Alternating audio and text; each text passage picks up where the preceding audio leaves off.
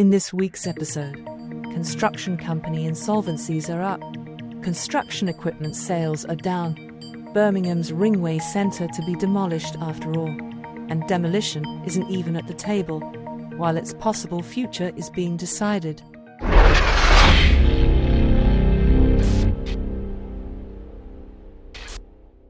Welcome to The Wrap. I am your host, Demolition, and we start this week with the stark news that construction currently accounts for an astonishing 1 in 6 of all business failures in the UK. According to a new report from accountancy company Mazars, almost 4,500 construction firms went bust in the year to the end of November 2023. That equates to an average of almost a dozen construction insolvencies per day. Construction insolvencies have now consistently outnumbered any other sector for the past 3 years.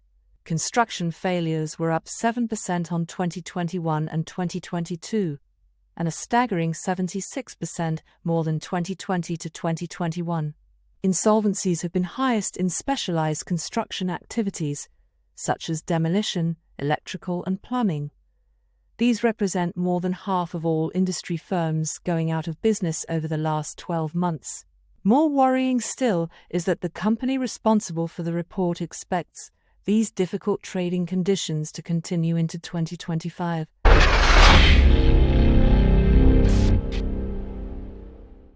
The Construction Equipment Association has reported that retail sales of construction and earth-moving equipment reduced still further in December of last year.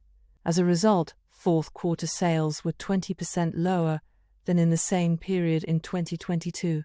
It was also the lowest quarterly level of sales since the COVID-19 pandemic. For the full year, sales in 2023 were 8.8% below 2022 levels. The fall in equipment sales overall in 2023 was very much driven by declining sales of excavators, with mini and midi excavator sales 10% below 2022 levels and crawler excavators 18% below the previous year. Wheeled loaders ended up as the strongest selling product last year, with a 10% increase in sales.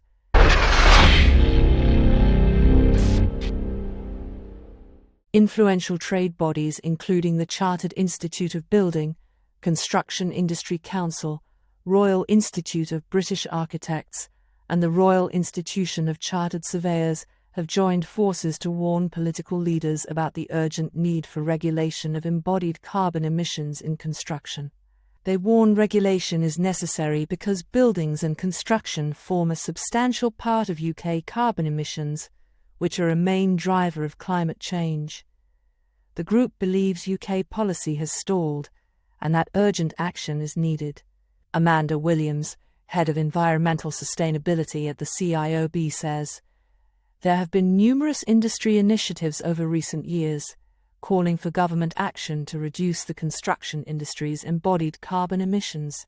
We now join forces as an expert group to pull these proposals together, uniting with one voice for change and asking government to ensure the UK keeps pace with those who are currently leading this agenda."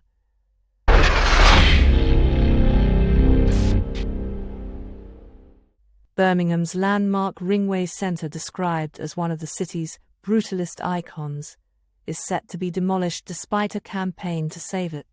Birmingham City Council's Planning Committee this week approved plans for the building in Smallbrook, Queensway to be demolished, and for 3 apartment blocks to be built in its place. The committee initially voted in favour of the proposals last September, but they were considered again on Thursday after a leading barrister, appointed by the Save Smallbrook campaign group, sent a letter claiming there were grounds for a legal challenge to the decision. A council report released in advance of this week's meeting, however, said the authority was of the view that matters raised within the letter did not amount to a legal error in the decision made.